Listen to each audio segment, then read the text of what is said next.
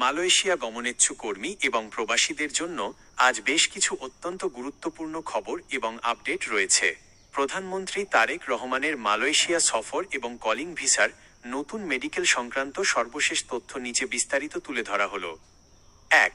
প্রধানমন্ত্রী তারেক রহমানের প্রথম বিদেশ সফর মালয়েশিয়ায়। প্রধানমন্ত্রী হিসেবে দায়িত্ব নেওয়ার পর তারেক রহমানের প্রথম সরকারি বিদেশ সফর হতে যাচ্ছে মালয়েশিয়ায়। কূটনৈতিক সূত্র অনুযায়ী মালয়েশিয়ার প্রধানমন্ত্রী আনোয়ার ইব্রাহিমের আমন্ত্রণে আগামী ২১ ও ২২ জুনের দিকে এই সফর অনুষ্ঠিত হতে পারে।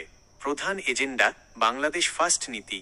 এই সফরে বিএনপি সরকারের মূল অগ্রাধিকার থাকবে মালয়েশিয়ার বিশাল শ্রমবাজারে বাংলাদেশি কর্মীদের স্বার্থ রক্ষা করা, শ্রমিকদের অধিকার ও সুযোগ বৃদ্ধি। বর্তমানে প্রায় ৯ লাখের বেশি বাংলাদেশি কর্মী মালয়েশিয়ায় রয়েছেন। দুই দেশের সরকার প্রধানের দ্বিপক্ষীয় বৈঠকে কর্মীদের নিরাপদ কর্মপরিবেশ, ন্যায্য মজুরি, ভিসা সহজীকরণ এবং সিন্ডিকেট বা দালাল মুক্ত স্বচ্ছ নিয়োগ ব্যবস্থা নিয়ে বিশেষ আলোচনা হবে। ২. 15 জুন থেকে মেডিকেল শুরু। Calling visa update.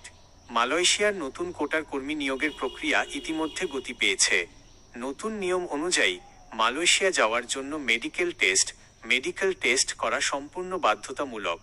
15 জুন থেকে মেডিকেল। অনেক এজেন্সি ও সোর্স থেকে জানানো হচ্ছে জুনের মাঝামাঝি 15 জুন থেকে নতুন করে মেডিকেল চেকআপের চাপ বাড়বে এবং পুরোদমে কলিং ভিসার মেডিকেল প্রসেস শুরু হবে। কোথায় মেডিকেল করতে হবে? নিজের ইচ্ছামতো যে কোনো ক্লিনিকে পরীক্ষা করালে তা গ্রহণযোগ্য হবে না। অবশ্যই গেমসিএ বা মালয়েশিয়ান ইমিগ্রেশন অনুমোদিত নির্দিষ্ট মেডিকেল সেন্টার থেকেই এই পরীক্ষা সম্পন্ন করতে হবে। কি কি পরীক্ষা করা হয়? প্রধানত রক্ত পরীক্ষা, HIV, হেপাটাইটিস, বুকের X-ray, chest X-ray, urine test, চোখ এবং শারীরিক ফিটনেস পরীক্ষা করা হয়। খরচ। বাংলাদেশ থেকে এই মেডিকেল টেস্টের সাধারণ খরচ প্রায় ৪৫০০ থেকে ৬৫০০ টাকার মধ্যে হয়ে থাকে।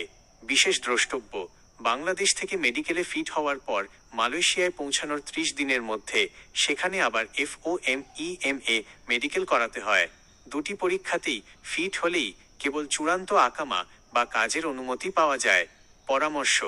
মালয়েশিয়া কলিং ভিসার জন্য কোনো দালালের মাধ্যমে মেডিকেল করার আগে নিশ্চিত হয়ে নিন যে আপনার ফাইলটি মালয়েশিয়ান ইমিগ্রেশন পোর্টালে সঠিকভাবে সাবমিট হয়েছে কিনা।